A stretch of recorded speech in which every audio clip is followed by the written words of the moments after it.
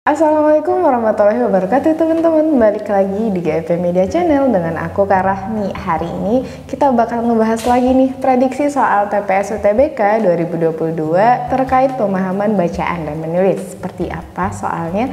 Yuk berikut kita simak pembahasannya. Oke teman-teman, kita lihat dulu pertanyaan. Kita cus langsung ke nomor yang pertama. Gagasan utama yang tepat untuk melanjutkan paragraf terakhir pada wacana tersebut adalah. Nah, kita lihat ya teman-teman, di teks ini menjelaskan terkait zona kegempaan antara Sulawesi dan Maluku Utara ini diketahui sangat aktif. Nah, lempeng laut Maluku mengalami subduksi ganda. Satu bagian menunjam ke arah timur di bawah Halmahera gitu. Bagian lainnya ke barat ke bawah lengan Manado atau Sangihe. Gempa kali ini dipicu oleh subduksi yang menunjam ke barat, kata Daryono. Gempa bukan suatu hal yang baru di Laut Maluku, teman-teman.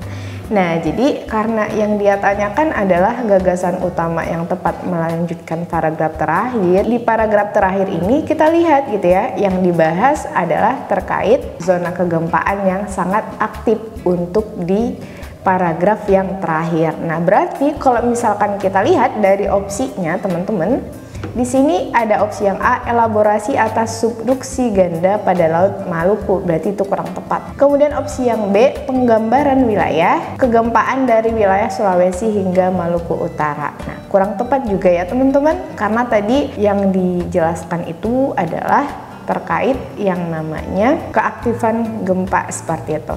Kemudian kalau kita lihat opsi yang C, penjelasan proses terjadinya gempa aktif subduksi. Nah, ini juga kurang tepat karena di sini dia bilang penjelasan proses terjadinya gempa akibat subduksi.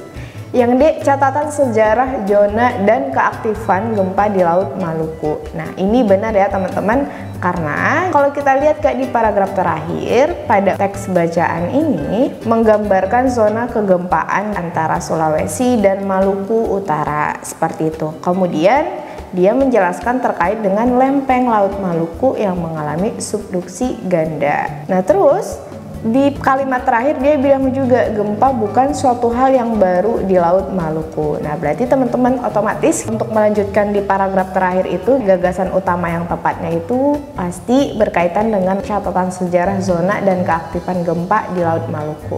Makanya jawaban yang benar untuk yang nomor 1 itu adalah yang D. Next kita lihat soal yang berikutnya. Judul yang paling tepat untuk wacana di atas adalah. Nah, teman-teman di sini dia meminta judul yang tepat. Jadi perlu kita ingat gitu ya, kalau misalkan judul itu berarti dia mencakup isi seluruh bacaan ataupun wacana yang ada. Dia membicarakan tentang apa seperti itu ya. Jadi membicarakan tentang keseluruhan isi yang ada di dalam wacana. Nah, kalau misalkan kita lihat dari teksnya, nah di awal tuh udah ada gempa berkekuatan magnitudo 6,2 mengguncang wilayah Minahasa, Sulawesi Utara, Senin pada tanggal 20 bulan 1 2020 pukul 1.58 WITA.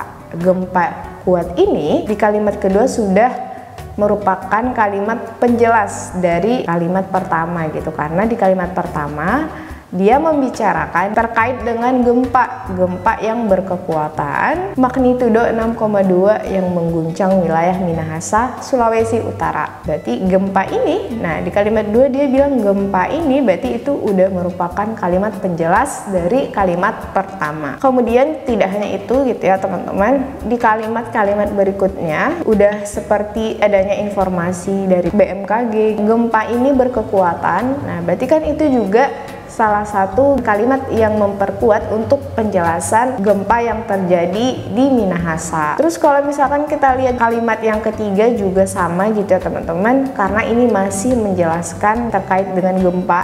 Nah, kemudian untuk yang paragraf keempat juga sama, kelima juga sama, kalau kita lihat masih terkait penjelasan gempa, dan yang keenam juga seperti itu. Nah, berarti teman-teman judul yang tepat untuk menjawab soal yang nomor 2 ini, kalau berdasarkan teks yang sudah kita baca, kalau kita lihat opsi yang A, Minahasa dan sejarah gempa. Nah, ini kurang tepat ya teman-teman.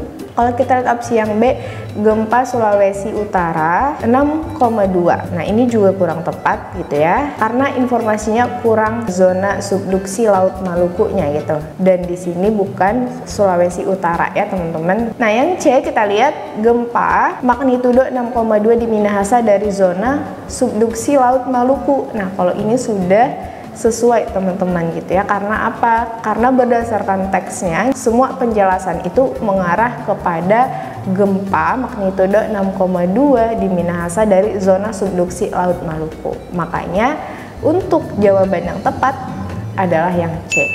Kalau opsi yang D, mekanisme subduksi gempa. Nah, ini kalimat penjelas ya teman-teman.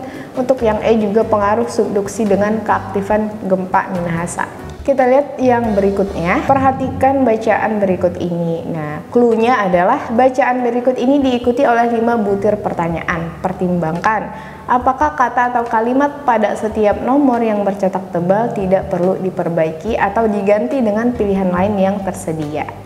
Berarti teman-teman di sini di bacaan ini sebenarnya kita tinggal perhatiin, udah ada nih kata nih ya yang bercetak tebal. Ini ada universitas negeri. Nah, universitas negeri teman-teman kita harus perbaiki karena seharusnya universitas negeri tidak dikasih huruf kapital, harusnya dia memakai huruf kecil seperti itu. Makanya katanya itu tidak sesuai kaidah pedoman umum ejaan bahasa Indonesia.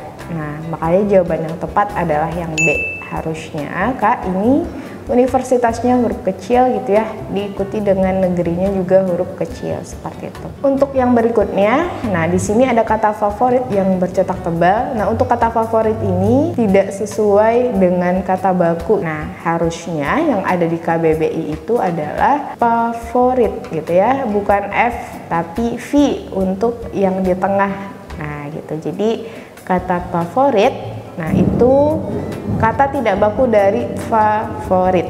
Nah, berarti jawaban yang benar untuk soal ini adalah yang B gitu ya teman-teman, tidak baku. Untuk yang berikutnya ini ada kata Anda. Jadi kata Anda ini dia salah karena kata Anda seharusnya memakai huruf besar.